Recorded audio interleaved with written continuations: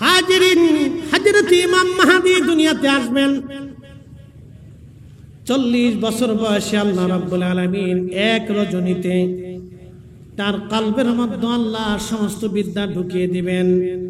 উলুমুল হাদিস, উলুমুল ফিক, উলুমুত তাফাসির, বালাগাত, মানতিক, ফাসাহাত, লুগাতের বিদ্যা থেকে শুরু করে জিহাদের বিদ্যা, রাজনীতি, সমরনীতি, পৃথিবীর এমন কোন বিদ্যা নাই যে বিদ্যা ইমাম মাহদীর কলবের মধ্যে আল্লাহ ঢুকিয়ে না দিবেন। সমস্ত বিদ্যা তার কলবের মধ্যে দিয়ে দিবেন, কারণ তিনি এমন একজন সমরবিদ হবেন, এমন একজন প্রশাসক তিনি হবেন, এমন একজন রাজনীতিবিদ, এমন একজন যোদ্ধা, পৃথিবীর কোন যুদ্ধে তিনি হারবেন না। প্রত্যেকটা জিহাদে তিনার বিজয় আল্লাহ দান করবেন। আল্লাহু আকবার, জোরে বলবেন কি আল্লাহু আকবার। অথচ দুনিয়ার কোন সমরবিদের কাছে তিনি সেনাবাহিনীর ট্রেনিং নেবেন না। 40 বছর ধরে তিনি ছাগল উদ্দম্বা চড়াবেন। দুনিয়ার মানুষ থেকে জুদা হয়ে নিবৃতে নির্জনে আল্লাহ তাকে রাখবেন। শুধু আমার রসুলের নসল হওয়ার কারণে আল্লাহ তাকে এত বড় মর্যাদাওয়ালা করবেন। হযরত ইমাম মাহদী হারাম শরীফে নামাজ রক্তের সময় পূর্ব মুহূর্তে দাঁড়িয়ে থাকবেন। আল্লাহ ঈসা রুহুল্লাহকে আসমান থেকে নামাবেন।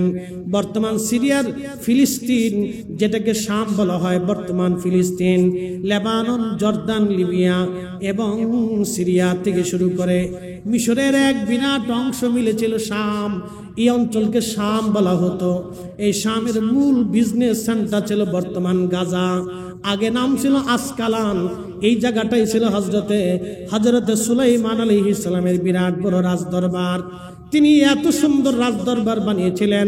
তিনি সাগরের বাহিনীকে শাসন করতেন, জমিনের বাহিনীকে শাসন করতেন, জিনদেরকে শাসন করতেন, পক্ষী পক্ষীদেরকে তিনি শাসন করতেন।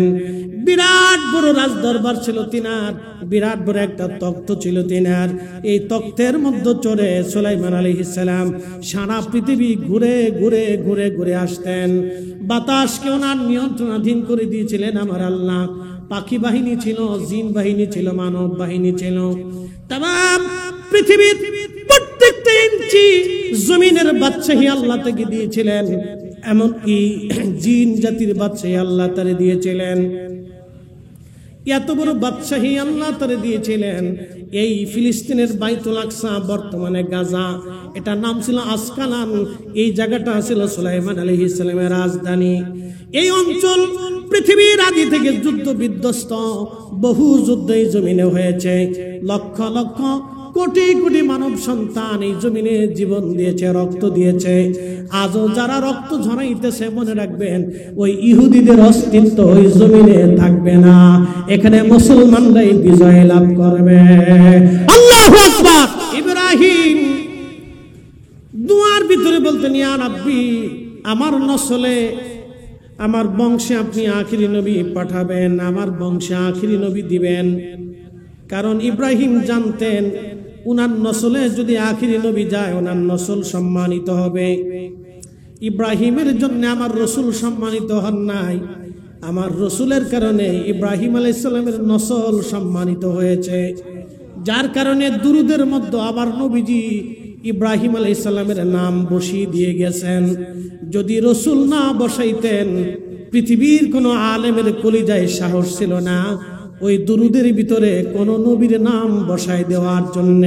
কারণ আমার রসুল নিজে বসাই দিয়ে গেছেন। একবার জোরে বলা যাবে কি আল্লাহু আকবার। এখন প্রশ্ন, ইব্রাহিম আলাইহিস সালামের কারণে কি নবীর দাম বাড়ছে, না রসুলের কারণে ইব্রাহিমের দাম বাড়ছে? বুঝে গেছেন আপনি? রসুল করিমের কারণে ইব্রাহিম আলাইহিস সালামের নসলের মর্যাদা বাড়ছে। ইব্রাহিম আলাইহিস সালামের নসলের কারণে আমার রসুলের মর্যাদা বাড়ে নাই। কারণ ইব্রাহিম আলাইহিস সালামের নসলে হযরতে সাইয়্যিদুনা ঈসা আলাইহিস সালাতু ওয়াস সালামের বেটা হযরত ইয়াকুব আলাইহিস সালাম, তার বেটা হযরত ইউসুফ আলাইহিস সালাতু ওয়াস সালাম, এই নসল দিয়ে আল্লাহ 70,000 নবী পাঠিয়েছেন। 70,000 নবীকে এক পাল্লায় দিবেন। আর সাইয়্যিদুনা ঈসা হযরত ইসমাঈল আলাইহিস সালাম যাবিহিল্লাহর নসল দিয়ে আল্লাহ একজন নবী পাঠিয়েছেন। তিনি সর্বকালের সর্বশ্রেষ্ঠ, সর্বমুহূর্তে শ্রেষ্ঠ, সর্বসময়ের জন্য শ্রেষ্ঠ। তিনি কঠিন মাহশরের মাকামে মাহমুদের অধিপতি, তিনি আল্লাহর পেয়ারা মেহবুব। এই নবীর মতো আল্লাহ কাউকে হাবিব কখনো বানান নাই, আর কখনো বানাবেন না।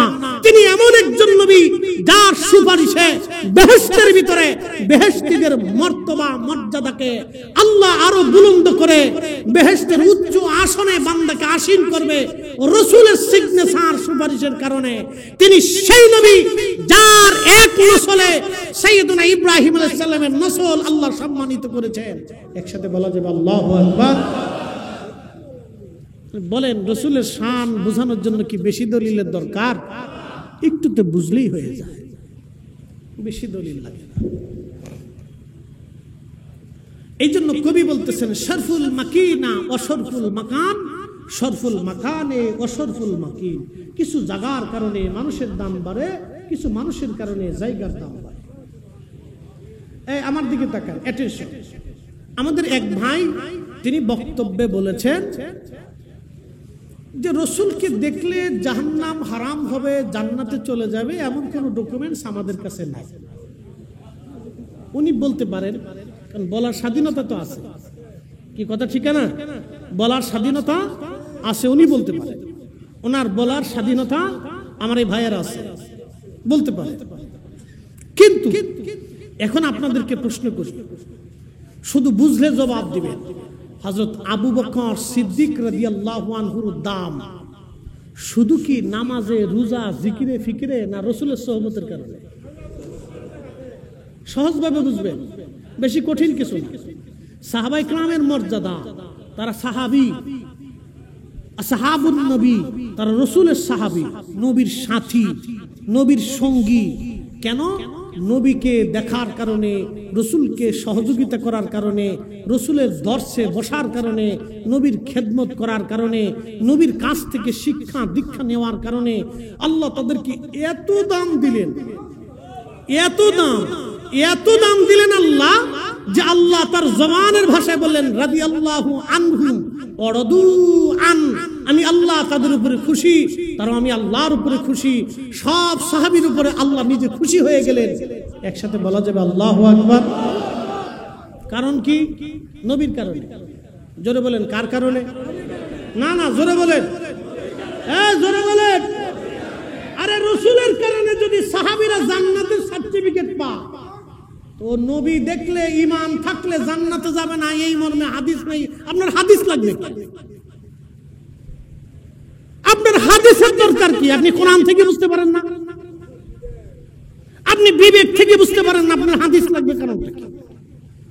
সরাসরি হাদিস থাকলে হবে না, আপনাকে বুঝে যেতে হবে যে নবীর দর্শে থাকার কারণে, রাসূলের মজলিসে বসার কারণে এক একজন সাহাবী আসহাবী কান নুজুম, আকাশের নক্ষত্র তুল্য হয়ে গেছে, এত মর্যাদা হয়ে গেছে যে আল্লাহর নবী দুনিয়াতে 10 জন সাহাবীকে সরাসরি জান্নাতের সার্টিফিকেট দিয়ে দিয়েছে।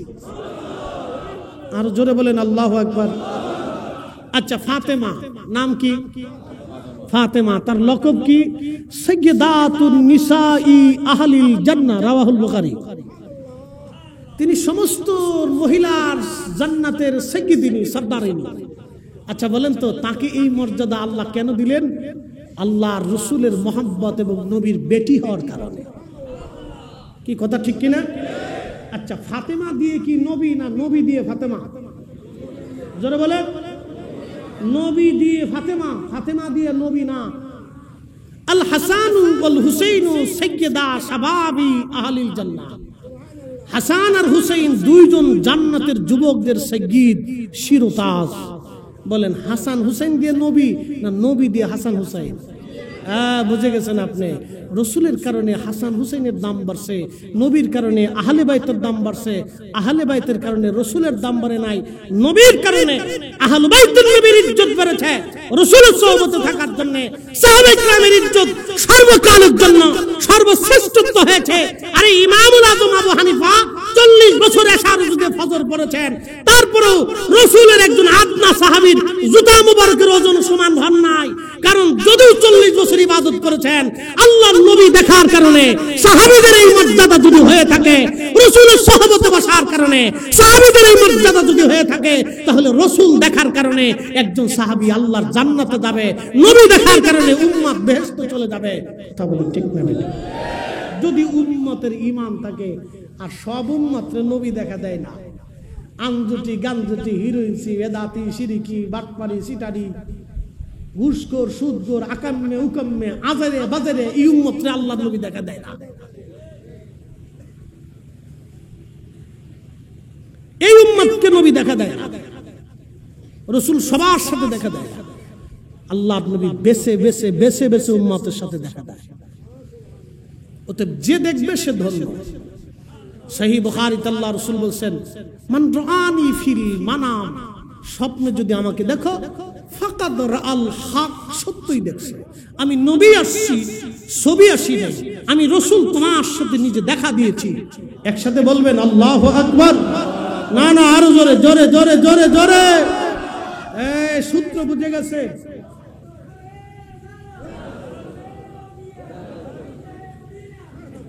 আচ্ছা বসে, আপনাদেরকে বুঝাইতে পারছি? সূত্র সহজ, কঠিন কিছু না, একবারে সহজ সূত্র। প্রিয় উপস্থিতি, হাজিরিন, হযরত ইমাম মাহদী দুনিয়াতে আসবেন। 40 বছর বয়সে আল্লাহ রাব্বুল আলামিন এক রজনীতে তার কলবের মধ্যে আল্লাহ সমস্ত বিদ্যা ঢুকিয়ে দিবেন। উলুমুল হাদিস, উলুমুল ফিক, উলুমুত তাফাসির, বালাগাত, মান্তিক, ফাসাহাত, লুগাতের বিদ্যা থেকে শুরু করে জিহাদের বিদ্যা, রাজনীতি, সামরনীতি, পৃথিবীর এমন কোন বিদ্যা নাই যে বিদ্যা ইমাম মাহদীর কলবের মধ্যে আল্লাহ ঢুকিয়ে না দিবেন। সমস্ত বিদ্যা তার কলবের মধ্যে দিয়ে দিবেন। কারণ তিনি এমন একজন সমরবিদ হবেন, এমন একজন প্রশাসক তিনি হবেন, এমন একজন রাজনীতিবিদ, এমন একজন যোদ্ধা, পৃথিবীর কোন যুদ্ধে তিনি হারবেন না। প্রত্যেকটা জিহাদে তিনার বিজয় আল্লাহ দান করবেন। আল্লাহু আকবার, জোরে বলবেন কি আল্লাহু আকবার। অথচ দুনিয়ার কোন সমরবিদের কাছে তিনি সেনাবাহিনীর ট্রেনিং নেবেন না। 40 বছর ধরে তিনি ছাগল উদ্দম্বা চড়াবেন। দুনিয়ার মানুষ থেকে জুদা হয়ে নিবৃতে নির্জনে আল্লাহ তাকে রাখবেন। শুধু আমার রাসূলের নসল হওয়ার কারণে আল্লাহ তাকে এত বড় মর্যাদাওয়ালা করবেন। হযরত ইমাম মাহদী হারাম শরীফে নামাজ রক্তের সময় পূর্ব মুহূর্তে দাঁড়িয়ে থাকবেন। আল্লাহ ঈসা রুহুল্লাহকে আসমান থেকে নামাবেন। বর্তমান সিরিয়ার ফিলিস্তিন, যেটাকে শাম বলা হয়, বর্তমান ফিলিস্তিন, লেবানন, জর্দান, লিবিয়া এবং সিরিয়া থেকে শুরু করে মিশরের এক বিরাট অংশ মিলেছিল শাম। এই অঞ্চলকে শাম বলা হতো। এই শামের মূল বিজনেস সেন্টার ছিল বর্তমান গাজা। আগে নাম ছিল আসকালান। এই জায়গাটাই ছিল হযরতে সুলাইমান আলাইহিস সালামের বিরাট বড় রাজদরবার। তিনি এত সুন্দর রাজদরবার বানিয়েছিলেন। তিনি সাগরের বাহিনীকে শাসন করতেন, জমিনের বাহিনীকে শাসন করতেন, জিনদেরকে শাসন করতেন, পক্ষী পক্ষীদেরকে তিনি শাসন করতেন। বিরাট বড় রাজদরবার ছিল তিনার, বিরাট বড় একটা তখ্ত ছিল তিনার। এই তখ্তের মধ্যে চড়ে সুলাইমান আলাইহিস সালাম সারা পৃথিবী ঘুরে ঘুরে ঘুরে ঘুরে আসতেন। বাতাসকে ওনার নিয়ন্ত্রণাধীন করে দিয়েছিলেন আমার আল্লাহ। পাখি বাহিনী ছিল, জিন বাহিনী ছিল, মানব বাহিনী ছিল। তাম পৃথিবীর প্রত্যেকটা ইঞ্চি জমিনের বাদশাহী আল্লাহ তাকে দিয়েছিলেন। এমনকি জিন জাতির বাদশাহী আল্লাহ তারে দিয়েছিলেন। এত বড় বাদশাহী আল্লাহ তারে দিয়েছিলেন। এই ফিলিস্তিনের বাইতুল আকসা, বর্তমানে গাজা, এটা নাম ছিল আসকালান। এই জায়গাটা ছিল সুলাইমান আলাইহিস সালামের রাজধানী। এই অঞ্চল পৃথিবীর আদি থেকে যুদ্ধ বিধ্বস্ত। বহু যুদ্ধ এই জমিনে হয়েছে। লক্ষ লক্ষ কোটি কোটি মানব সন্তান এই জমিনে জীবন দিয়েছে, রক্ত দিয়েছে। আজও যারা রক্ত ঝরাইতেছে, মনে রাখবেন ওই ইহুদিদের অস্তিত্ব ওই জমিনে থাকবে না। এখানে মুসলমানরাই বিজয় লাভ করবে। আল্লাহু আকবার। আমার রাসূলের কথায় বিশ্বাস আছে? আল্লাহ রাসূলের কথা বিশ্বাস আছে? সাদাকাল্লাহুল মাওলানাল আযীম, আল্লাহ সত্যবাদী, ওয়া সাদাকা রাসূলুহুন নবিয়ুল হাবিবুল কারীম, আমার রাসূল সত্যবাদী, আল্লাহ মিথ্যা বলেন নাই, রাসূল মিথ্যা বলেন নাই, আল্লাহ মিথ্যা বলেন নাই, রাসূল মিথ্যা বলেন নাই, আল্লাহ সত্যবাদী, আমার রাসূল সত্যবাদী, আল্লাহ যা বলেছেন তাই হবে, আমার রাসূল যা বলেছেন ঠিক তাই হবে। ইহুদিরা ধ্বংস হবে, ইসরায়েল নামক কোন রাষ্ট্র পৃথিবীর অস্তিত্ব থাকবে না। এটা মুসলমানদের জমি, মুসলমানদের অধিকারে আসবে। কথা বলেন ঠিক না? এটা মুসলিমদের জমি, সাইয়্যিদুনা ইব্রাহিম আলাইহিস সালামের জমি, হযরত ইসহাকের জমি, হযরত ইউসুফের জমি, ৭০,০০০ নবী রাসূলদের জমি। এটা ওটা মুসলমানদের জমি। কিন্তু বড় আফসোস আর সত্য হলো, আরো বিশ্বের রাজা বাচ্চারা খালি বউ নিয়ে ভরে রয়েছে। এক একটা বউ ৩০টা, ১৫টা, ২০টা। এটা মানুষ না গরু, আমি বুঝি না কিছু। আচ্ছা বলেন তো, একজন ১৫টা বউ দিয়ে কি করে? হ্যাঁ, কতটা নিকৃষ্ট জাতি। আল্লাহর কোরআনের আইনের বাহিরে মাসনা সুলাসা রুবা, ৪টে পর্যন্ত স্ত্রী একসঙ্গে একভাবে ৭ জন স্ত্রী আল্লাহ রাখার অনুমতি দিয়েছেন। ৫ম নম্বর স্ত্রী কেউ যদি রাখে, ৫ম নম্বরটা তার জন্য হারাম হবে। যতবার মিলন হবে ততবার জানা হবে, যে কয়টা বাচ্চা হবে সব কয়টা হারাম জাদা হবে, একটাও হালাল জাদা হবে না। আপনি ঠিক বললেও ঠিক, না ঠিক বললেও ঠিক, আল্লাহর কোরআনের ঠিক। এরা এসে আমার দেশে আবার ৮ টাকা তারাবি বানাইতেছে। যত ফিতনা শুধু আমাদের দেশে ঢুকাইতেছে, ইমানের ভিতরে ভেজাল ঢুকাইছে, আমলের ভিতরে ভেজাল ঢুকাচ্ছে। আমরা উচিত কথা বললে আপনারা বলবেন হুজুর আলেমদের বিরুদ্ধে চারণ করে। আমরা আলেমদের বিরুদ্ধে চারণ করি না, আমরা নীতির বিরুদ্ধে চারণ করি। ১৪৫০ বছর ধরে এই জমিনের মুসলমান হকের উপরে আছে। কথা বলেন ঠিক না বেটে? আমরা রাসূলের তরিকায় নামাজ পড়ি, আমরা কোন ইমামের তরিকায় নামাজ পড়ি না। আমরা আল্লাহর রাসূলের তরিকায় নামাজ পড়ি। নবী যেই তরিকা শিক্ষা দিয়ে গেছেন আমরা সেই তরিকায় নামাজ পড়ি।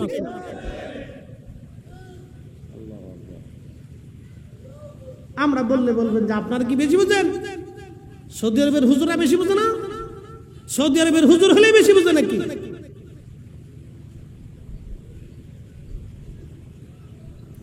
প্রিয় উপস্থিতি, হযরত সাইয়্যিদুনা ইমাম মাহদী মক্কাতুল মুকাররমা হারাম শরীফে নামাজের জন্য বসা। হযরত ঈসা রুহুল্লাহকে আসমান থেকে আল্লাহ নামাবেন ফিলিস্তিনে। সাদা মিম্বার বিশিষ্ট, গম্বুজ বিশিষ্ট একটা মসজিদ হবে। এই মসজিদের মিনারাতে সাইয়্যিদুনা হযরত ঈসা রুহুল্লাহকে আল্লাহ নামাবেন। ঈসা রুহুল্লাহ আলাইহিস সালামকে নামানোর পরে তিনি নবী হয়ে আসবেন না, তিনি এই নবীর উম্মত হয়ে পৃথিবীতে আসবেন। সহিহ বুখারীর কিতাবুল ফাতানের মধ্যে এসেছে, হযরত ঈসা রুহুল্লাহকে নামানোর পরে 2 ফেরেশতার কাঁধে ভর দিয়ে তিনি ঈসা নবীকে আল্লাহ এই জমিনে নামাবেন। নামানোর পরে ঈসা রুহুল্লাহ আলাইহিস সালাতু ওয়াস সালাম তিনি ওখান থেকে মার্চ করবেন, মুসলমানদেরকে নিয়ে তিনি মার্চ করবেন। সুদূর বাইতুল আকসা থেকে সরাসরি তিনি হেরেমে চলে আসবেন।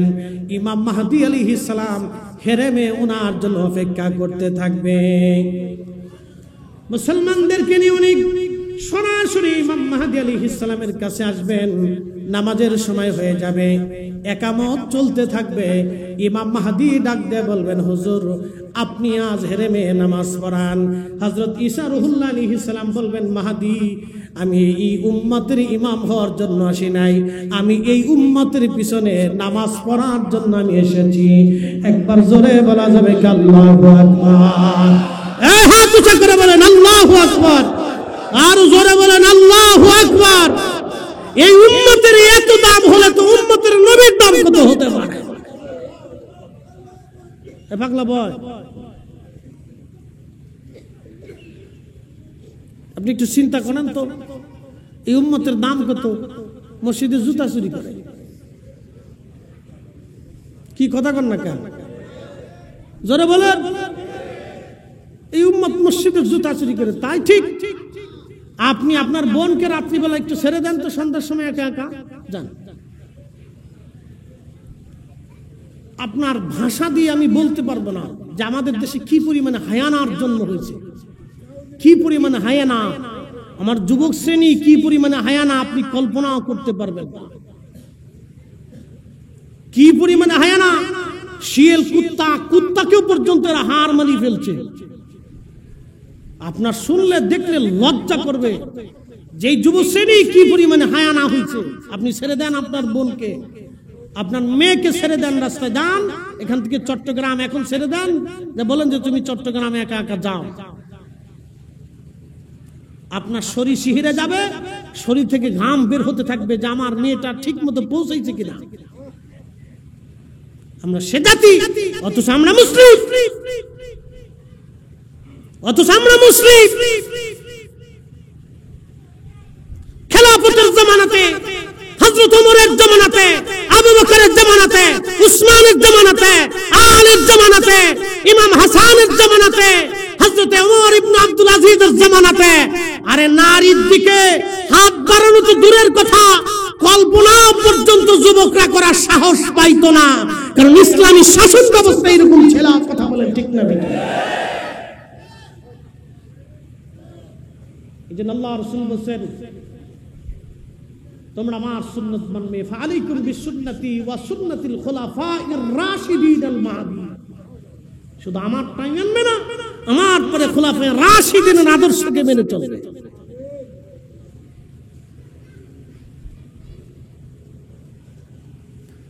প্রিয় উপস্থিতি,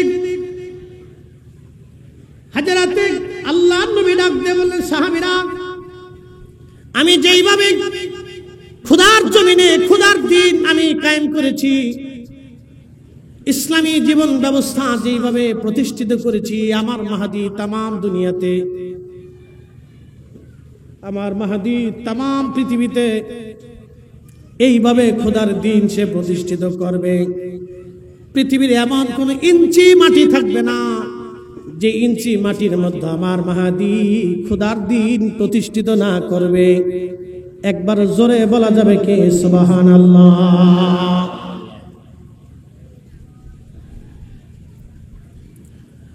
আল্লাহর নবী হযরতে ঈসা রুহুল্লাহ তিনি উম্মত হয়ে দুনিয়াতে আসবেন।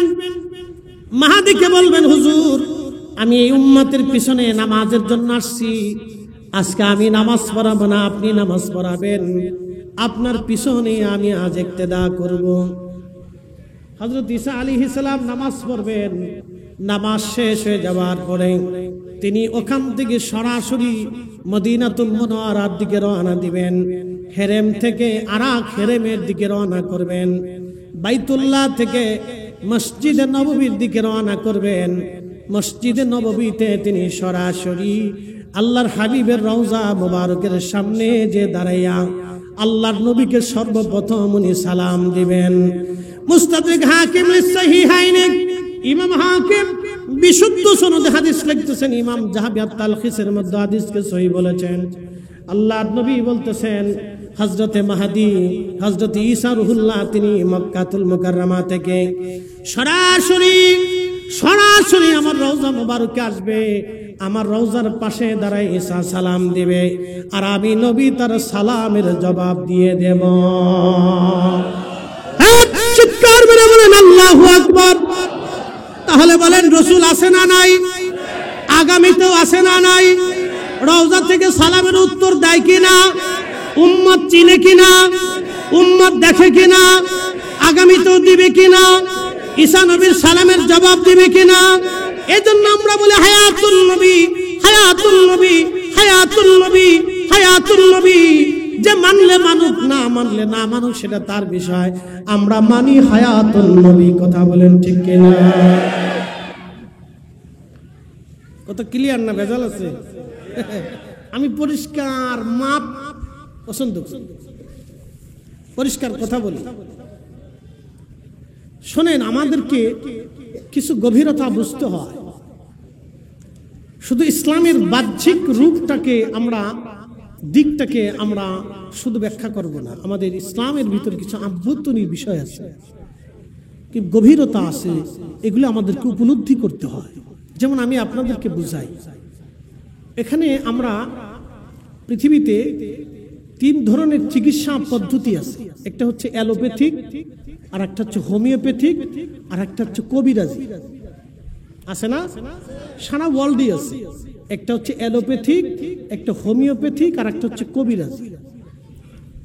তো 3 চিকিৎসা পদ্ধতি কিন্তু তার ভিন্নতা আছে, গবেষণাও ভিন্নতা আছে, চিকিৎসা পদ্ধতিরও ভিন্নতা আছে, প্রেসক্রিপশনও ভিন্নতা আছে। কবিরাজি চিকিৎসার জন্য আপনাকে গাছ গাছরা, তরু লতা পাতা, বিভিন্ন নির্যাস থেকে এটা আপনাকে চিকিৎসা দেওয়া হয়। আচ্ছা বলেন, গাছের ভিতরে উপকারিতা কি আমরা দিছি না আল্লাহ দিছি? একই গাছ তুলসী পাতা, আপনি এটাকে শেষে প্রক্রিয়া করে বাসক পাতা দিয়ে মধু দিয়ে যদি আপনি সেবন করেন তা আপনার ঠান্ডা কাশির নিরাময় হবে। তুলসী পাতা, এটার ভিতরে একটা গুণাবলী আল্লাহ দিছে, ওটা কিন্তু ওই মাটি থেকেই হয়েছে। একই মাটি থেকে তুলসী পাতা, ঠিক একই মাটি থেকে আল্লাহ আর একটা পাতা দিছে, ধুত্রা পাতা। নাম তো জানেন, ধুত্রা পাতা বা ধুত্রা গাছ। এটা কাঁটা বিশিষ্ট ফল হয়। তো এই ধুত্রা পাতা যদি আপনি রস বানায় সেবন করেন তো আপনার লুঙ্গি আর জায়গায় থাকবে না। লুঙ্গি খুলে আপনি মাথায় বেঁধে সানা পটিয়ে পরে ঘুরবেন আর বলবেন যে ডক্টর ইউনুসরে আমি এ দেশে তাড়াবো। ও কি বুঝে? আমি ডক্টর ইউনুস। তা বুঝতেছেন আপনি কি হয়ে গেছেন? আপনার লুঙ্গি জায়গা নাই, লুঙ্গি শেষ। কারণ কি? একই পাতা আপনি সেবন করছেন, পাগল হয়ে গেছেন। ঠিক ওই একই পাতা, ধুত্রা পাতা, যদি আপনি ডাক্তারি রুলস অনুযায়ী, সূত্র অনুযায়ী যদি আপনি সেবন করেন তাহলে আপনার খুজলি, পাঁচরা, একজিমা, খাইজে নিঃশুল্কে এটা ভালো হবে। কবিরাজি করে দিয়ে গেলাম আর কি, খালি ওয়াজ করলে তো হবে না, একটু কবিরাজির দরকার আছে। কিন্তু যদি আপনি এখানে সেবন করতে প্রক্রিয়া অনুযায়ী সূত্র ভুল করেন তাহলে আপনি পাগল হবেন, আর যদি সূত্র ঠিক থাকে তাহলে আপনি নিরাময় হবেন, আপনি সুস্থ হবেন। আর যদি সূত্র ভুল করেন তাহলে অসুস্থ হবেন। ইসলামের কোরআন সুন্নাহর বিদ্যা হচ্ছে এরকম, যদি আপনি সূত্র মতো থাকেন তাহলে জান্নাত পাবেন, নতুবা আপনি জাহান্নামে চলে যাবেন। এই জন্য আমরা ফিকে হানাফি যারা আছি তারা আমরা একটা মাযহাবকে ফলো করি। যারা মাযহাব ফলো করে না তারা হলো ওই যে ধুত্রা পাতা নিজের মতো করে সেবন করে পাগল হইলে যা হয়, আর ধুত্রা পাতা ডাক্তারের শাস্ত্র অনুযায়ী সেবন করলে নিরাময় হয়। এই জন্য উলামায়ে মুহাদ্দিসিন, মুতাকাদ্দিমিন, মুতাআখিরিন, সালফে সালিহিন, আউলিয়া کرام এবং উলামায়ে کرام আমাদেরকে কোরআন সুন্নাহ থেকে রিসার্চ করে, গবেষণা করে, সার নির্যাস করে আমাদের জন্য একটা প্রেসক্রিপশন তৈরি করছে। এই প্রেসক্রিপশনের নাম হচ্ছে ফিকহে হানাফি, ফিকহে হাম্বলি, ফিকহে শাফিঈ, ফিকহে মালিকি। আপনি যে কোনো একটা মাযহাবকে, একটা ফিকহকে আপনি ফলো করবেন, না করলে আপনার বিপদ আছে। আপনারা সহজভাবে বুঝাইছি, কিন্তু এই সহজ অনেকে বুঝবে না। ও শুধু খালি তেনা ফেসাবে, ও শুধু তেনা ফেসাবে। এই জন্য সব কিছুর গভীরতা আছে। যেমন গাছের ভিতরেও আপনার রহস্য লুকিয়ে রাখছে। আচ্ছা আপনি কি মনে করেন এই দুবরা ঘাস এটা আল্লাহ নিষ্প্রয়োজনে বানাইছে নাকি বলেন? আল্লাহর সৃষ্টির কোনো কিছুকে আল্লাহ প্রয়োজন ছাড়া বানাইছে? কোনো কিছুই আল্লাহ প্রয়োজন ছাড়া বানান নাই। সব কিছুর ভিতরে আল্লাহ কিছু না কিছু গুণাবলী আল্লাহ দিয়ে রাখছে। এলেমটা 2 ধরনের, একটা হচ্ছে ইলমুল লিসান, জবানের এলেম, কোরআন সুন্নাহর বাহ্যিক রূপ, আর একটা হচ্ছে ইলমুল কলব, কলবের এলেম। ইলমুল কলব, কলবের জ্ঞান। এই কলবের জ্ঞানকে আপনি অর্জন করতে হলে অবশ্যই একজন সেই প্রসিদ্ধ বুজুর্গ, আল্লাহর ওলি, আল্লাহর পিয়ারা মেহবুব, যিনি ওই বিদ্যায় পারদর্শী হয়েছেন, রিয়াদত করে, মুজাহাদা করে, মুশাহাদা করে, নিজের জীবনকে আল্লাহ তার রাসূলের দিকে রুজু করে, আল্লাহ তার রাসূলকে সন্তুষ্ট করে এই বিদ্যা অর্জন করেছেন। আপনাকেও সেই বিদ্যা অর্জন করতে হলে তার সোহবতে, মহব্বতে বসতে হবে। এটার নাম হচ্ছে তরিকা গ্রহণ করা। কিন্তু দুঃখের বিষয় হলো সত্য, আমরা এগুলির মূল এই শ্রেণীবিন্যাস আজকে হারাই ফেলছি। বলে হুজুর কেমন আপনাদেরকে বোঝাই, আমরা কামিল পাস করতে 22 বছর গেছে, ক্লাস 1 থেকে শুরু করে কামিল পর্যন্ত সেশন জট দিয়ে আরো আনুষঙ্গিকতা দিয়ে প্রায় 22 বছর চলে গেল। ফিকা মুফতি শেষ করতে করতে আরো 2 বছর চলে গেল, কত গেল 24 বছর শেষ। একজন ছেলে মাস্টার্স কমপ্লিট করতে করতে অনার্স মাস্টার্স সেশন জট এই জট নানান জট দিতে দিতে দিতে দিতে এরকম 24, 25, 26 বছর শেষ হয়ে গেল। প্রত্যেক ক্লাসের ক্লাস আছে, রুলস আছে, নিয়ম আছে, পরীক্ষা আছে। কিন্তু আমরা যে তাসাউফের ক্লাসে ভর্তি হয়েছি, এরকম কোন পীর ও মুর্শিদের দরবারে এই ধরনের ক্লাসিফিকেশন ক্লাস দর শিক্ষা বর্তমান সময়ে সিচুয়েশনে পাওয়াটা দুষ্কর হয়ে গেছে। আগের যুগে ছিল, এই জন্য আগের যুগে জায়গায় জায়গায় অলি পয়দা হতো, জায়গা জায়গা অলি পয়দা হতো, সুফি পয়দা হতো। কিন্তু এখন এটা অভাব হয়ে গেছে, খুব অভাব হয়ে গেছে, খুব পাওয়াটা দুষ্কর, কঠিন হয়ে গেছে। এটার জন্য একটা ক্লাস আছে, এই ক্লাসে ভর্তি হতে হবে জায়গা মতো, সেখানে দর্শ আছে, শিক্ষা আছে। আপনি যদি দেখেন সাধু সন্ন্যাসী, হিন্দু বৌদ্ধ খ্রিস্টান, তাদের সাধু সন্ন্যাসী যদি দেখেন, দেখবেন তারাও ক্লাস করে, বৌদ্ধরা ক্লাস করে, তাদেরকে বলে বৌদ্ধ ভিক্ষু। প্রতিনিয়ত তারা ক্লাস করে, তারা তাদের ধর্মের উপরে দীক্ষা নেয়, শিক্ষা নেয়, ওটা নিয়ে গবেষণা করে। এরপরে যদি দেখেন আপনি সাধু সন্ন্যাসী, ভারতে দেখবেন কিছু হিন্দু সাধু আছে যারা ল্যাংটা, সারা বছর ল্যাংটা থাকে, কাপড় চুরি করে না। হাসার কিছু নাই, বুঝতে হবে সে তার ধর্ম অনুযায়ী সে ল্যাংটা রয়েছে, সে ওই মন্ত্রতন্ত্র সাধনা করে, মন্ত্রতন্ত্র সাধনা করে। আচ্ছা বলেন তো, একটা লোক তার মন্ত্র সাধনার জন্য যদি সারা জীবন ল্যাংটা থাকতে পারে, আর আপনি আল্লাহ রসুল পাওয়ার জন্য কি মসজিদে 5 ওয়াক্ত যাইতে পারবেন না? কথা কন না কেন? হ্যাঁ আসতে বলেন কেন, জোরে বলেন। একটা লোক যদি মন্ত্রতন্ত্র শিখার জন্য যদি সারা জীবন ল্যাংটা থাকতে পারে, তাহলে আপনি আল্লাহ রসুলের পাওয়ার জন্য, আখিরাতের মুক্তির জন্য আপনি কেন 5 ওয়াক্ত মসজিদে যাইতে পারবেন না? আমার প্রশ্ন তো এখানে, আমি কেন 5 ওয়াক্ত আল্লাহকে টাইম টু টাইম সেজদা দিতে পারবো না? কারণটা কি?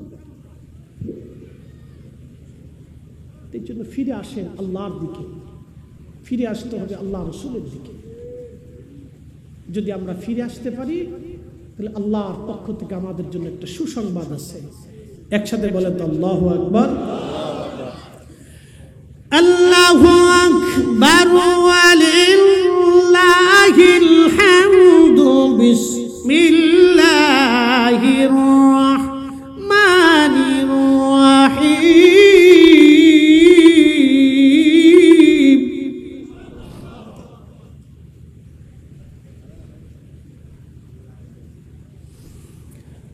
আল্লাযীনা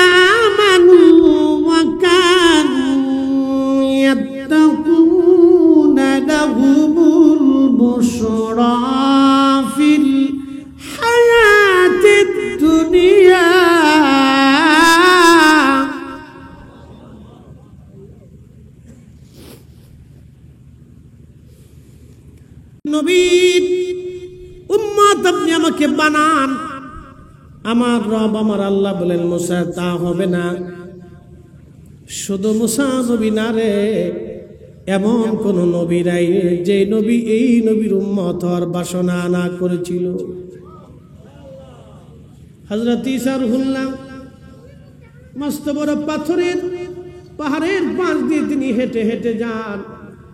ঈসা আলাইহিস সালাম তাকায় দেখলেন মস্ত বড় সাদা মার্বেল পাথর, খুবই চকচকে ধবধবে সাদা পাথর। পাথরের চারপাশ দিয়ে ঈসা নবী ঘুরে আর বলে, ইয়া রাব্বি, এত সুন্দর পাথর তুমি বানাইছো, জীবনে এত সুন্দর পাথর আমি দেখি নাই আল্লাহ। পাথরের মধ্যে কি আছে বলবানি? আল্লাহ ডাক দেখে, ঈসা রে, তোমার হাতের লাঠিখানা দিয়ে পাথরে আঘাত করো। সঙ্গে সঙ্গে পাথরে আঘাত করলেন, মাঝখান থেকে পাথরখানা ভেঙ্গে 2টা টুকরা হয়ে গেল। আর ঈসা রুহুল্লাহ দেখলেন পাথরের মধ্যে দাঁড়ায়া সবুজ একটা লাঠির উপরে ভর দিয়ে আল্লাহর একজন বান্দা আল্লাহর জিকির আদায় করতেছে। জোরে বলেন আল্লাহু আকবার।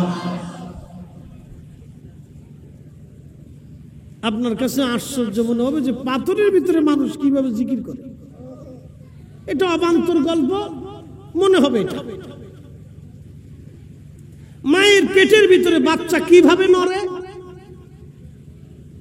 মায়ের পেটের ভিতরে বাচ্চা কিভাবে বাঁচে, মায়ের পেটের ভিতরে বাচ্চার খাবার কে দিছে, মায়ের পেটের ভিতরে বাচ্চার আপনার অক্সিজেন কে দিয়েছিল, মায়ের পেটের ভিতরে আপনার পানি কে দিয়েছিল, মায়ের পেটের ভিতরে আপনার পুষ্টি কে দিয়েছিল, মায়ের পেটের ভিতরে যিনি পুষ্টি দিয়েছিলেন, যিনি অক্সিজেন দিয়েছিলেন, যিনি বাতাস দিয়েছিলেন, যিনি পানি দিয়েছিলেন, যিনি রক্ত দিয়েছিলেন, যিনি খাবার পৌঁছে দিয়েছিলেন, যিনি আপনার সাপ মায়ের পেটে ব্যবস্থা করেছিলেন, তিনি ওই আল্লাহ পাথরের ভিতরে মানুষ বাঁচাইতেই পারে। কি কথা ঠিক কিনা? মায়ের পেটের ভিতরে খাবার কে দিছে? জোরে বলেন। দুনিয়াতে কে দেয়? যিনি মায়ের পেটে খাবারের ফয়সালা করতে পারলেন, তিনি কি দুনিয়াতে ফয়সালা করতে পারে না? তো এই বিশ্বাস যদি থাকে তাহলে মানুষ এখনো ঘুষ খায়। তার মানে বোঝা গেল 100% আল্লাহর প্রতি বিশ্বাস নাই। আল্লাহতে ইয়াকিনওয়ালা, আখিরাতে বিশ্বাসীওয়ালা, আল্লাহর রাসূলের মহব্বত করনেওয়ালা কখনো 2 নম্বরই করতে পারে না, সুদ ঘুষ খাইতে পারে না, অন্যায় কাজ করতে পারে না, জুলুম করতে পারে না। কি কথা কন না কেন? আখিরাতে বিশ্বাসীওয়ালা, এক আল্লাহতে ইয়াকিনওয়ালা এবং কবরে বিশ্বাসীওয়ালা, আল্লাহ রাসূলের ইশকওয়ালা কোন উম্মতে কাজ করতে পারে না।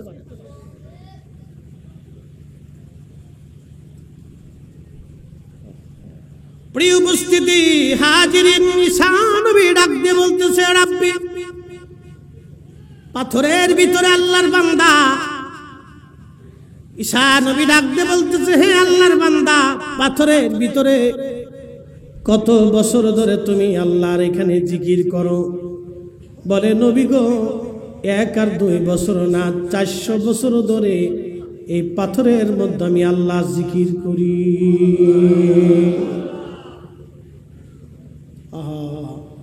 হযরত ঈসা নবী ডাক দিয়ে বলতেছে, 400 বছর ধরে তুমি কি খাও? তোমারে আমার রব কি খাওয়ায় বলো? আল্লাহর বান্দা বলতেছে, হুজুর, এই পাথরের মধ্যে আল্লাহ একটা আঙ্গুর গাছ লাগাইছে, ওই আঙ্গুর খেয়ে খেয়ে 400 বছর ধরে আমি পাথরের ভিতরে আল্লাহর ইবাদত করি। হযরত ঈসা রুহুল্লাহ ডাক দেখে, রাব্বি, 400 বছর ধরে দুনিয়ার জঞ্জাল মুক্ত রেখেছ, দুনিয়ার সন্তান, স্ত্রী, পুত্র, পরিজন, সমাজ, সমাজ, রাষ্ট্র, রাজনীতি, অর্থনীতি, বিদ্যানীতি, পেটনীতি, সব নীতি থেকে আলাদা করে শুধু পাথরের মধ্যে নির্জনে নিবৃতে তারে 400 বছর ধরে একবারে একাগ্র চিত্তে কিনের সাথে খুবই বিশ্বাসের সাথে 400 বছর ধরে তুমি তার ইবাদত করাইতেছো। আল্লাহ, এর চাইতেও দামি মর্যাদাওয়ালা কোন মানুষ দুনিয়াতে আর আসেনি বলো, নবীরা সারা। আল্লাহর নবী ঈসা রুহুল্লাহর প্রশ্নের জবাবে আল্লাহ ডাক দিয়ে বলেন, ঈসা রে, আহা, এর চাইতেও দামি শ্রেষ্ঠ মানুষ আমি আল্লাহ দুনিয়াতে পাঠাবো। বলে, রাব্বি, তারা কারা? আল্লাহ ডাক দিয়ে বলেন, ঈসা রে, তারা আমার আখিরি নবীর উম্মত, রহমতের নবীর উম্মত, হাবিবের উম্মত। একবার জোরে বলবেন কি আল্লাহু আকবার। শ্রেষ্ঠ নবী দিলাম তরিয়ে নিতে রোজা হাসরে,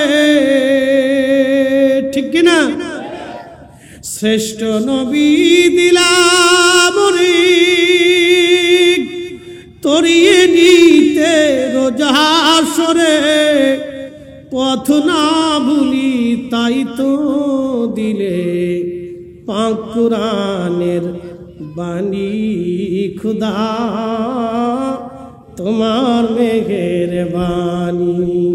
সুন্দর ফল, সুন্দর ফল, মিঠা নদীর পানি খুদা,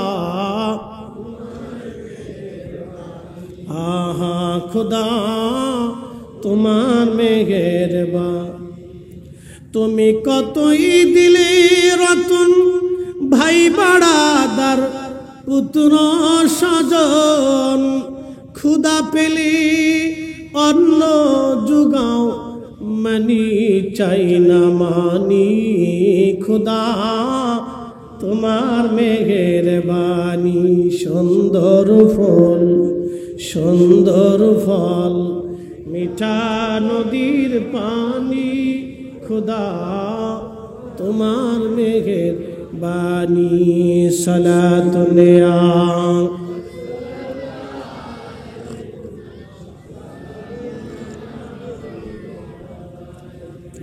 সালাতুন ইয়া রাসূলুল্লাহ সালামুন ইয়া হাবিবাল্লাহ খবর লও ইয়া রাসূলুল্লাহ খবর লও মেরে মাওলা মেরে আকা খবর লও সালাতুন ইয়া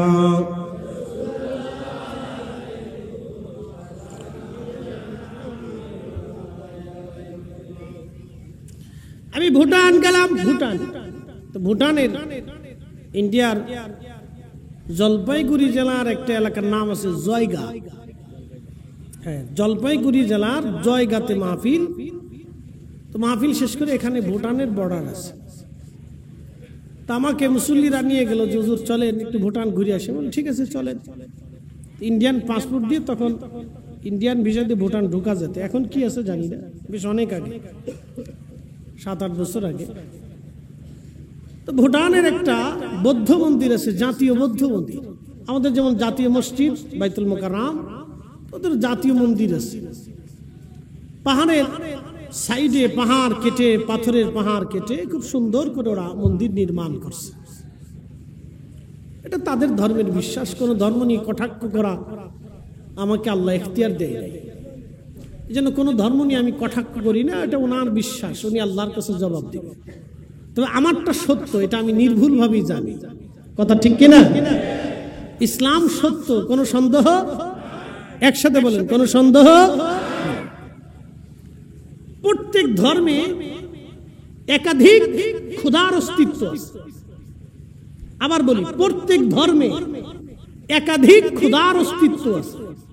উইদাউট মুসলিম, একমাত্র মুসলমান ধর্মে এক খোদা বিশ্বাসী।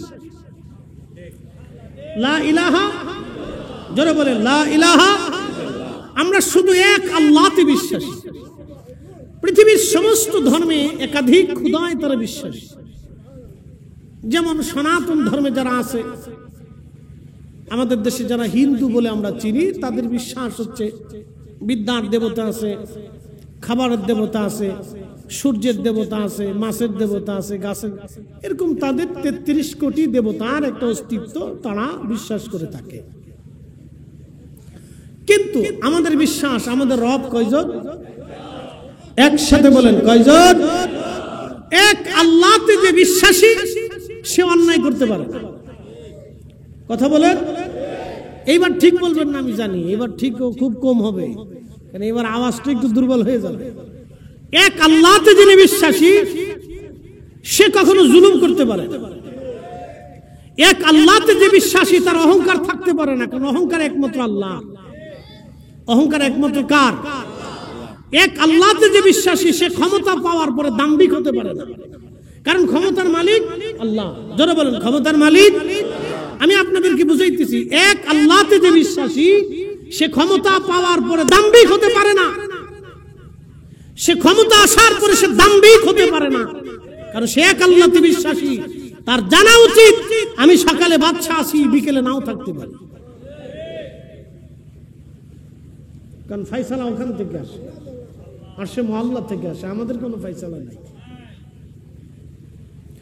প্রিয় উপস্থিতি, একমাত্র ইসলাম ধর্মটাই এক খোদায় আমরা বিশ্বাসী, এক আল্লাহতে বিশ্বাসী। যদি বেশি খোদা পৃথিবীতে হতো তাহলে কি হতো আমি আপনাদেরকে বোঝাই। প্রত্যেক দিন সকালবেলা সূর্য উদিত হয়, নির্দিষ্ট টাইমে সূর্য উদয় হয়।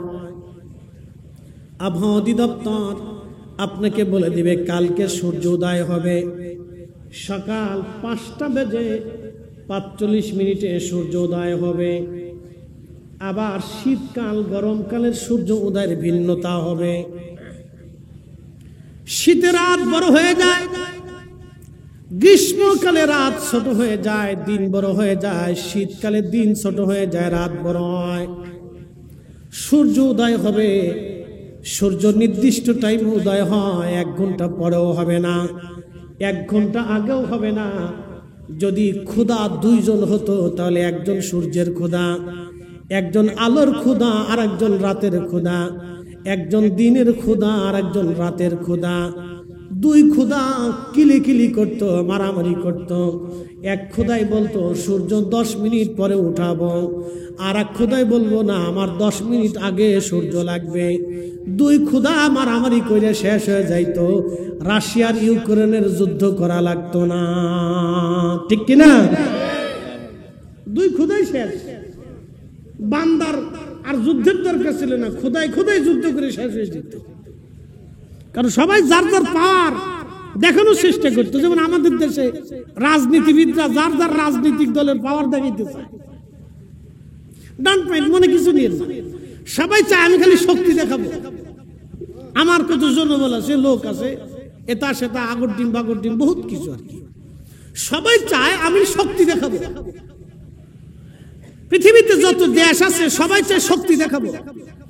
রাশিয়া মনে করে আমি শক্তি দেখাবো, আমেরিকা মনে করে আমি শক্তি দেখাবো, ইরান মনে করে আমি শক্তি দেখাবো, ইসরায়েল ভাবে আমি শক্তি দেখাবো, উত্তর কোরিয়াকে আমি শক্তি দেখাবো, দক্ষিণ কোরিয়াকে আমি শক্তি দেখাবো। সবাই শক্তি দেখাইতে চায়, কিন্তু বলেন তো শক্তির মালিক কে?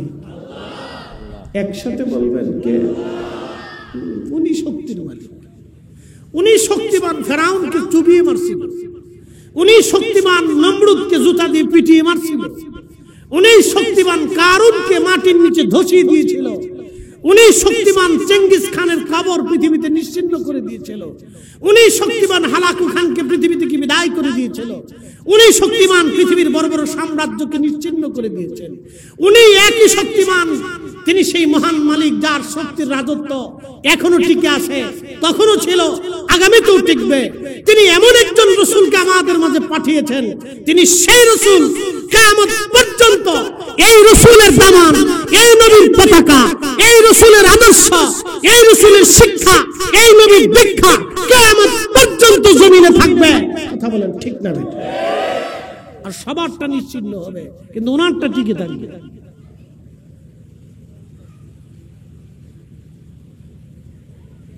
এই জন্য সুফি যারা ছিলেন, ওলি যারা ছিলেন, তারা দুনিয়ার শক্তিতে বিশ্বাসী ছিলেন না। ওলিরা আল্লাহর শক্তিতে বিশ্বাসী ছিলেন। এই জন্য পৃথিবীর কোন ওলিকে দেখবেন না কোনোদিন কোনো মসনদ দিয়েছে, কোন ইতিহাসে নাই।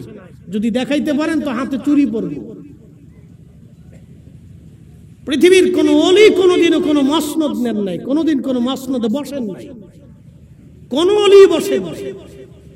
ওলিরা মসনদ লাথি মেরেছে, মসনদ ওয়ালারা ওলিদের কাছে যাইতো, মসনদ ওয়ালারা ওলিদের কাছে যাইতো, ওলিরা মসনদ ওয়ালাদের কাছে যাইতো না। মসনদ ওয়ালারা ওলিদের কাছে যাইতো, ওলিরা কোনোদিন মসনদ ওয়ালাদের কাছে যাইতো না। মোহাম্মদ গুরি খাজা বাবা আজমিরির কাছে গিয়েছিলেন, খাজা বাবা আজমিরি মোহাম্মদ গুরির কাছে আসেন নাই। মুজাদ্দিদ আল ফেসানি সেরহিন্দি সম্রাট আকবরের কাছে, জাহাঙ্গীরের কাছে যান নাই। জাহাঙ্গীর সম্রাট জাহাঙ্গীর হযরত মুজাদ্দিদ আল ফেসানির কাছে গিয়েছিলেন। খাজা বাহদাবানি নকশবন্দি সম্রাট হুমায়ুনের কাছে যান নাই, সম্রাট হুমায়ুন ওনার কাছে গিয়েছিলেন। হযরতে সুলতান মাহমুদ গজনবী উনার কাছে আলী ফাহমুদি আবুল হাসান খেরকানি আসেন নাই, উনি আবুল হাসান খেরকানির কাছে গিয়েছিলেন। পৃথিবীর মসনদ ওয়ালারা ওলিদের কাছে যাইতেন, ওলিরা মসনদ ওয়ালাদের কাছে আসতেন না। কোন নজির নাই, কোন নজির আপনি দেখাইতে পারবেন না, কোন ইতিহাসে নেই।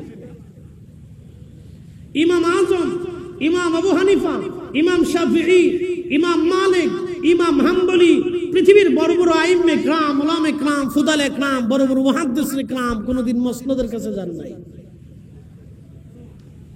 কোন নজির নাই, দেখাইলে দেখাইতে পারেন, একটা ইতিহাস দেখান। পৃথিবীর কোন মুহাদ্দিস, ইমাম বুখারী, ইমাম মুসলিম, ইমাম তিরমিজি, ইমাম ইবনে মাজাহ, ইমাম নাসাই, ইমাম হাকিম, পৃথিবীর কোন ইমাম কোন মুহাদ্দিস, কোন মুফাসসির, কোন ফকিহ কোনদিন কোন মাসনদের কাছে যান নাই, মাসনদ আলা ওনাদের কাছে আসছে। একসাথে বলবেন না আল্লাহু আকবার। না আপনি দেখান, ইতিহাস থেকে বলতেছি। হ্যাঁ তকবীর লাগবো না, জিমে গেছে গা পাবলিক, যেমনি পোল্ট্রি মুরগি খায় না জিমে কি হবে। এই জন্য যুগে যুগে অলির তা টিকে থাকে, মসনদলারা হারিয়ে যায়, কিন্তু অলির জিয়ারত টিকে থাকে, অলিদের সিলসিলা টিকে থাকে, অলিদের বারকা টিকে থাকে, কিন্তু মসনদলারা হারায় যায়, মসনদ থাকে না। বাংলাদেশে কত প্রধানমন্ত্রী আসবে, কত রাজনীতি আসবে, কত দল আসবে, সব হারায় যাবে, কিন্তু শাহজালাল টিকেই থাকবে। ঠিক আছে বলেন কেন, জোরে বলেন। উনি টিকেই থাকবে। ভারতে প্রধানমন্ত্রী আসবে, কত নেতা আসবে, কত সৈন্য সামন্ত আসবে, কিন্তু খাজা আজমিরি টিকেই থাকবে, টিকেই থাকে। কারণ ওনারা খুশি করছে কাকে? শাহানশাহে শাহানশাহকে, বাদশার বাদশাকে খুশি করছে, বাদশার বাদশাকে খুশি করছে। তা আমাদের কাজ হলো বাদশার বাদশাকে খুশি করা, আমাদের কাজ হচ্ছে বাদশার বাদশাকে খুশি করা, আমাদের কাজ হচ্ছে ওই বাদশার যিনি হাবিব তাকে খুশি করা, ওই বাদশার বন্ধুর গোলামি করা। কি কথা বল না কেন, ঠিক কিনা? রাসূলের গোলামি করা, যার গোলামি করে পৃথিবীতে মানুষ দুনিয়া আখিরাতের বাদশাহী নিয়েছে। মুকুটহীন, সাম্রাজ্যহীন, সৈন্য সামন্তহীন, মন্ত্রণালয়হীন বাদশাহী তারা নিয়েছে, যার কারণে যুগে যুগে যুগে যুগে যুগে যুগে কোটি কোটি মানুষ তাদের জিয়ারতে শুধু যাইতে থাকে, যাইতে থাকে, যাইতে থাকে, বন্ধ হয় না।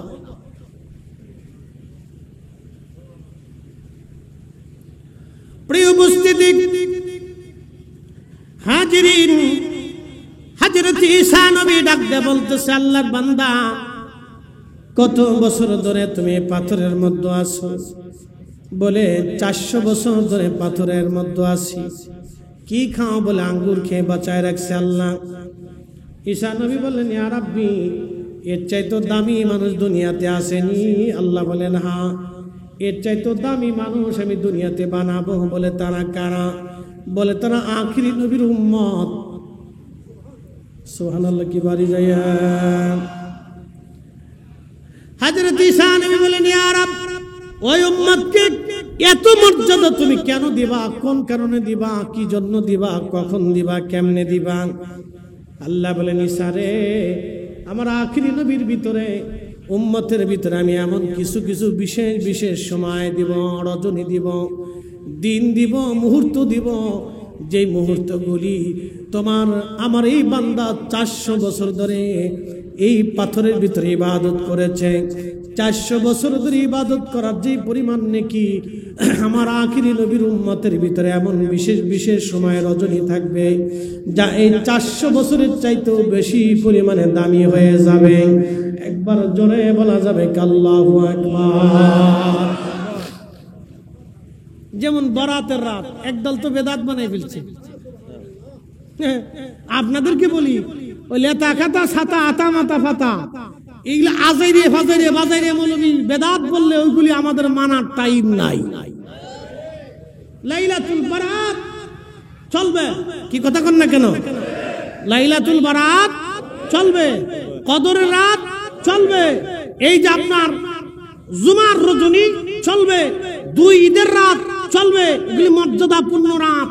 এগুলো আল্লাহ বিশেষ বিশেষ রজনী এই উম্মতকে দান করছেন, বিশেষ বিশেষ মুহূর্ত এই উম্মতকে দিয়েছেন। আমি আজকে একটা মুহূর্তের কথা বলে দিয়ে যাই। জুমার নামাজ পড়ছেন কে? সবাই তো পড়ছেন কম বেশি। আচ্ছা, যে পড়েন নাই তারা হাত উঁচা করাই, আমি শরম দিব না, তারা আমি শুধু একটু ফজিলত বর্ণনা করে শোনাচ্ছি, শুনে যান। এখানে জুমার নামাজের মসজিদ থেকে তার বাড়ি দূরত্ব এরকম কোন ব্যক্তি আছেন যার 400 কদম হবে? মানে আপনার বাড়ি থেকে মসজিদ পর্যন্ত হাইটে যাইতে 400 পা লাগবে, মানে 400 কদম, 1 2 3 4 5 6 7 8 9 এরকম 400 কদম হবে। এরকম কারো বাড়ি আছে? আচ্ছা, অনেকেরই আছে, মাশাআল্লাহ, অনেকের এরকম 400 কদম আছে। এবার আছে, আপনি আপনাদেরকে আজকে একটা পরিসংখ্যান দিয়ে যাই। ঈসা রুহুল্লাহ তিনি দেখছেন 400 বছর পাথর ইবাদত করে। আল্লাহ বলেন এর চাইতে দামি উম্মত বানাবো যাদের একটা মুহূর্তে 400 বছরের চাইতে বেশি দামি হবে। আমি আপনাদেরকে আজকে জুমা থেকে বুঝাই যে দাম কি জিনিস। উম্মতের যদি এত দাম হয় তো রসুলেরটা পরে হিসাব আসতেছি, আগে আসেন উম্মতেরটা বুঝাই দিয়ে যায়। আচ্ছা, 400 কদম মসজিদে যেতে 400 কদম, আসতে 400 কদম, তাহলে কত কদম হচ্ছে? 800 কদম। একজন মুসল্লি, বাকিটা বাদ দিচ্ছি, একজনেরটা হিসাবে আছে। আল্লাহ রসুল সুনান তিরমিজি জুমার ফজিলত সংক্রান্ত আলোচনার ভিতরে এসেছে, আল্লাহর হাবিব বলছেন, উম্মত ইয়া আইয়ুহাল্লাযীনা আমানু, হে ঈমানদার, ইদা নুদি আলিস সালাতি মিন ইয়াউমিল জুমআ ফাসআউ ইলা যিকরিল্লাহি ওয়া যারুল বাই। এই ঈমানদার, জুমার নামাজের আজান পড়ার পরে বেচা বিক্রি, ব্যবসা বাণিজ্য, ঘর সংসার সব কিছু ছেড়ে দিয়ে তুমি মসজিদের দিকে আল্লাহর স্মরণে জুমা আদায় করার জন্য রওনা হয়ে যাও। কেন? রাসূল করিম বলতেছেন, উম্মত রে, জুমার জন্য গোসল করে পাক সাফ হয়ে সুন্দর পোশাক পরিধান করে, জুমার নামাজে খয়রাতি পোশাক পরেন না। খয়রাতি পোশাক জুমাতে পরেন না, ঈদের দিনে খয়রাতি পোশাক পরেন না, সর্বোত্তম দামি ভালো পোশাকটা পরবেন।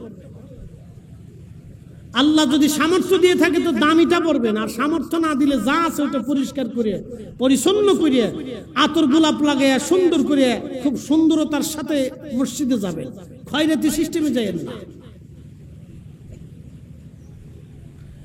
হযরত আল্লাহর নবী বলতেছেন, সাহাবীরা জুমার নামাজ পড়ার জন্য বান্দা রওনা হয়ে গেলেন, হাঁটা শুরু করলেন। হেঁটে হেঁটে মসজিদে রওনা হয়ে মসজিদে গেলেন, ইমাম সাহেবের কাছাকাছি বসলেন, খুতবা শুনলেন, ধীর স্থিরতার সাথে জুমা আদায় করলেন। কোনো কথাবার্তা ফায়সা, কোনো অবাঞ্ছিত অবান্তর কথাবার্তা না বলে আল্লাহর ইয়াদে জুমার নামাজ আদায় করে আবার জুমার নামাজ পড়ে পায়ে হেঁটে হেঁটে তার বাড়িতে চলে আসছে। প্রত্যেক কদমে কদমে 1 বছরের নফল রোজা এবং 1 বছর ধরে বিরামহীন 24 ঘন্টা পরে ইবাদত করলে যেই পরিমাণ নেকি আমল নামায় লিখে দেওয়া হবে, 1 বছরের নফল রোজা এবং 1 বছরের সারা বছরে বিরামহীন নেকি আমল নামায় প্রত্যেক কদমে কদমে লিখে দেওয়া হবে। অর্থাৎ প্রত্যেক কদমে কদমে 1 বছরের নেকি তার আমল নামায় দেওয়া হবে। একসাথে বলেন আল্লাহু আকবার। ঈসা নবীর উম্মত পাথরে কত বছর? জোরে বলেন। আপনি মসজিদে গেছেন আর আসছেন তাতে 800 বছর হয়ে গেছে না। সুবহানাল্লাহ বাড়ি যায় কন্নালি তাবারক খাইয়ে তারপরে সুবহানাল্লাহ কই, একসাথে বলেন সুবহানাল্লাহ। ঈসা আলাইহিস সালামের উম্মত কত বছর? আর আপনি এক জুমাতে শুধু গেছেন আর আছেন তাতে 800 বছর হয়ে গেছে। আর জোরে জোরে জুমার নামাজ এখনো আপনি জুমার নামাজ যে পড়ছেন সেই সওয়াব তো আছেই, শুধু হাইটে গেছেন আর আসছেন প্রত্যেক কদমে কদমে 1 বছরের নেকি বিরামহীন ইবাদতের নেকি, তাও সাথে রোজাও আছে। তাহলে এরকম যদি 800 কদম হয় তাহলে 800 বছর, যদি 1000 কদম হয় তো 1000 বছর, যদি 2000 কদম হয় 2000 বছর, যদি 500 কদম হয় 500 বছর, 50 কদম হলে 50 বছর, 20 কদম হলে 20 বছর।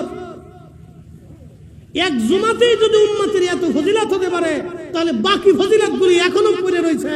এইজন্য ঈসা আলাইহিস সালাম বলেন, ইয়া রাব্বি, তাহলে আমারও ওই নবীর উম্মত বানায় দেন। এই জন্য উনি শেষ জামানা এই নবীর উম্মত হয়ে পৃথিবীতে আসবে।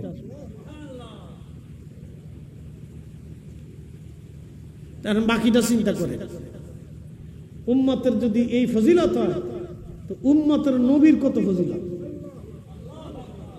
আচ্ছা, আপনাদেরকে এখন প্রশ্ন করি, জবাব দিবেন তো? আমরা যদি মুসা আলাইহিস সালামের উম্মত হইতাম তাহলে প্রত্যেক কদমে 1 বছরের নেকি হইতো। 1 রাত্রে ইবাদত করলে 84 1000 মাসের নেকি হতো। এক রজনী ইবাদত করলে এইরকম জীবনের গুনাহ মাফ হতো, এক ওয়াক্ত নামাজ পড়লে 27 গুণ নেকি হতো, হারামে 1 রাকাত নামাজ পড়লে 1 লক্ষ রাকাতের সওয়াব হতো। এই নবীর উম্মত হওয়ার জন্য আল্লাহ আমাদেরকে মর্যাদা দিয়েছেন, মর্যাদা দিয়েছেন শুধুমাত্র এই নবীর উম্মতের জন্য। আমরা শ্রেষ্ঠ নবীর শ্রেষ্ঠ উম্মত, আমরা শ্রেষ্ঠ নবীর শ্রেষ্ঠ উম্মত।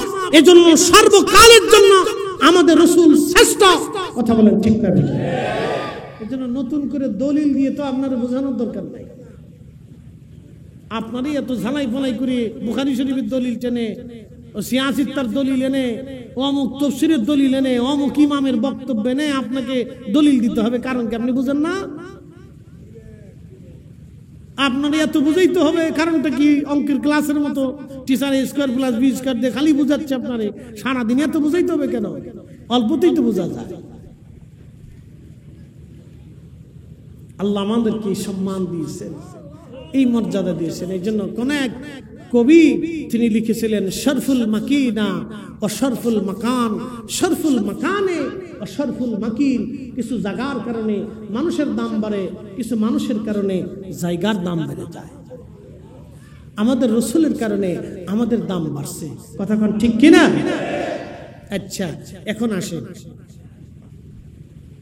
পৃথিবীতে একটা সন্তান কিয়ামতের আগে জন্ম হবে, তার নাম হবে মুহাম্মদ। আমার রাসূলের নামে নাম হবে মুহাম্মদ, বাবার নাম হবে আব্দুল্লাহ। মরুভূমির ভিতরে 40 বছর উট, দুম্বা, ছাগল, ভেড়া, বকরি চড়াইতে থাকবে। কোন মাদ্রাসা, মক্তবে, ইউনিভার্সিটিতে, স্কুলে গতানুগতিক পদ্ধতিতে কোন ক্লাসে সে পড়াশোনা করবে না। সেই ছেলের রক্ত প্রবাহিত হবে হাসানি হুসেইন। ইমাম হাসান এবং হুসেইনের পবিত্র রক্ত ধারা অনুযায়ী তিনি পৃথিবীতে জন্ম নেবেন, কিন্তু বাসিন্দা হবেন আরবের মরুভূমিতে। সেই সন্তানের আরেকটা পরিচয় হচ্ছে ইমাম মাহদী আলাইহিস সালাতু ওয়াস সালাম। একসাথে বলা যাবে আল্লাহু আকবার, বুঝে যায়। তিনি হাসানি হুসেইনি রক্তে আসবে, হাসানি হুসেইনি রক্তে। ইমাম হাসান এবং হুসাইনের পবিত্র রক্ত ধারা অনুযায়ী তিনি পৃথিবীতে আসবেন। এই জন্য আপনাদেরকে একটা আজকে উসুল দিয়ে যাব, হাসানি হুসেইনি অরিজিনাল সরাসরি রক্ত, এটা একমাত্র ইমাম মাহদী আলাইহিস সালাম পর্যন্ত যাবে। একবার ইমাম মাহদী আলাইহিস সালাম পর্যন্ত যাবে। মরুভূমির ভিতরে 40 বছর ধরে ছাগল, উট, দুম্বা, ভেড়া, বকরি চালাবে। দুনিয়ার কোন গতানুগতিক পদ্ধতিতে সে লেখাপড়া করবে না।